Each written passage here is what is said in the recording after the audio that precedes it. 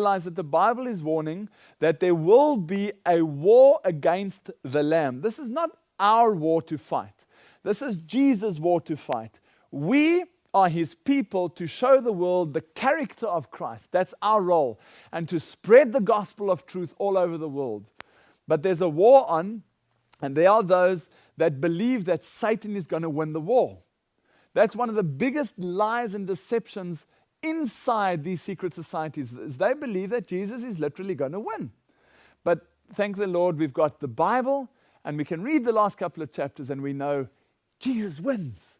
You see, these powers, as it says in Revelation 17, verse 14, these shall make war with the Lamb, and the Lamb shall overcome them. You see, they're not having war with us, they're making war with the Lamb. And not only just against Jesus, but specifically against his authority.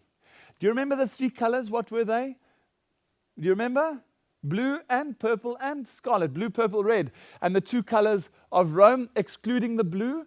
Well, it's going to be through civil legislation, like the European Union, that the blue is going to be brought in. It's going to be through the American Union that the blue is going to be brought in. It's going to be through the African Union that the blue is going to be brought in.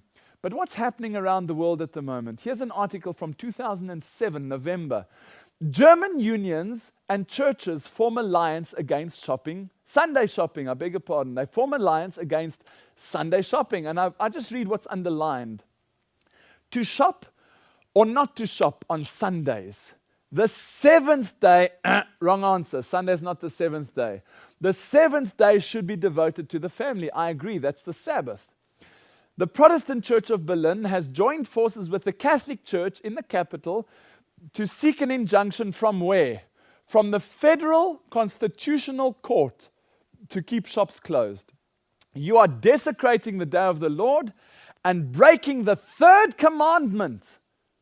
Bishop Wolfgang Huber, head of the Evangelical Church in Germany, actually it's the Catholic Church because they use the third commandment, which is actually Catholicism. This church has formed an unlikely alliance with workers' unions to keep Sundays free of shopping and therefore a day of rest. You see, the Sunday law is about ensuring that you are not allowed to do what you are doing on a Sunday.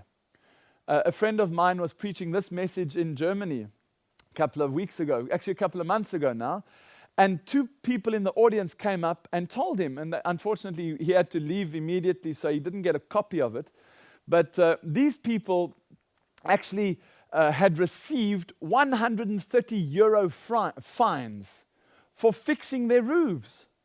They were busy on a Sunday fixing their roof. The Polizei, the police, came up and gave them fines for breaking the Sunday law in Germany. Can you believe it?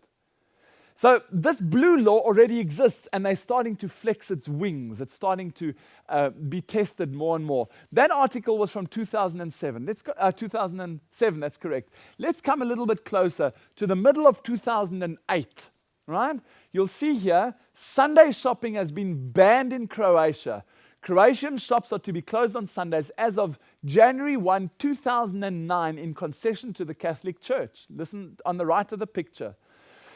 The Croatian parliament has passed a law forcing shops. The parliament has passed a law forcing shops to close on Sundays in concession to the Roman Catholic Church.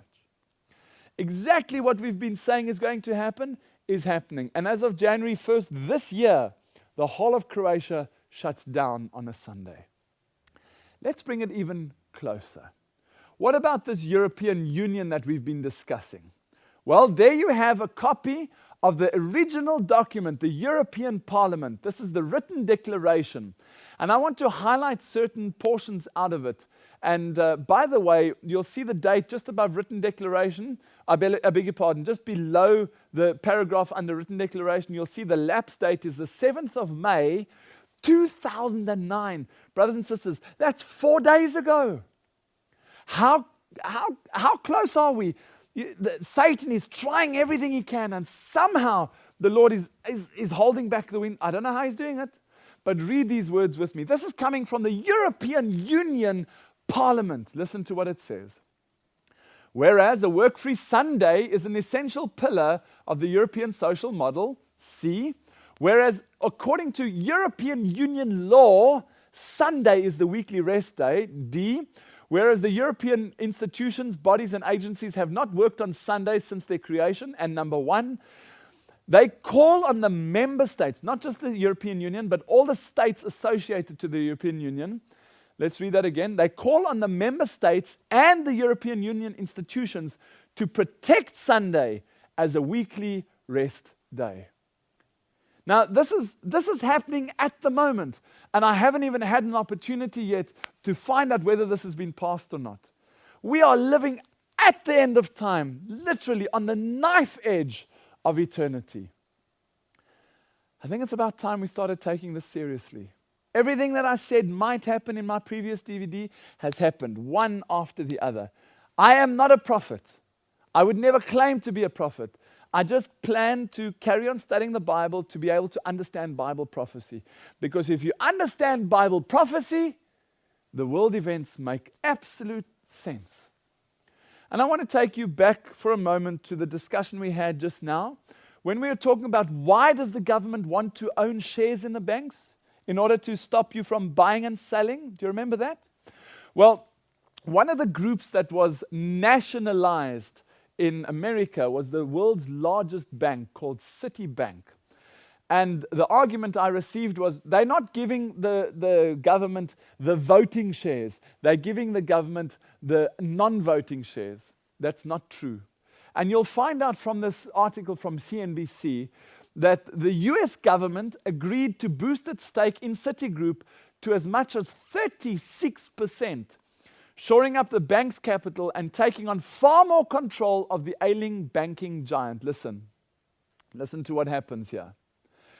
The government is the new boss, said Mike Holland, the founder of Money Manager Holland in New York, very influential company. Listen, every major decision inside Citibank is something that is not going to come out of Park Avenue, which is their head office, but is something that's going to come from Washington, D.C.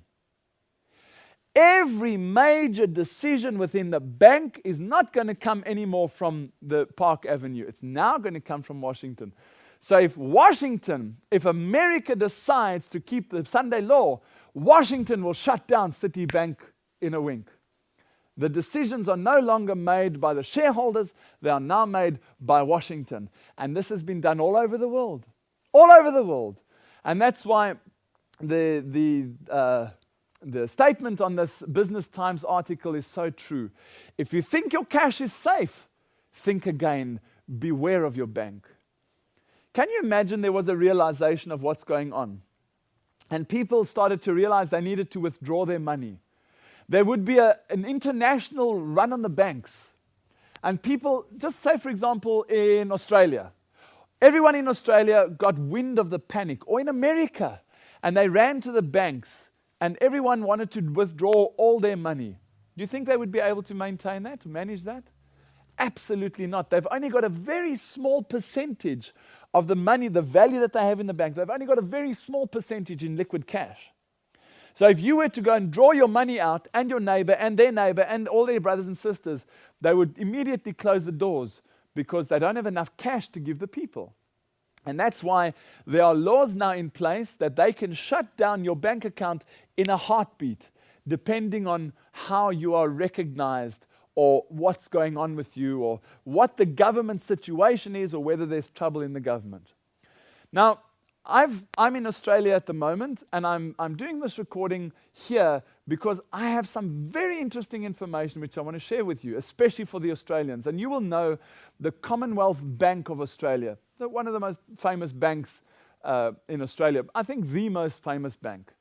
Now, there's a whole, when you go to the bank, you get lots of brochures and pamphlets and things. If I want to open up a credit card, I get lots of little pamphlets and things I'm supposed to read.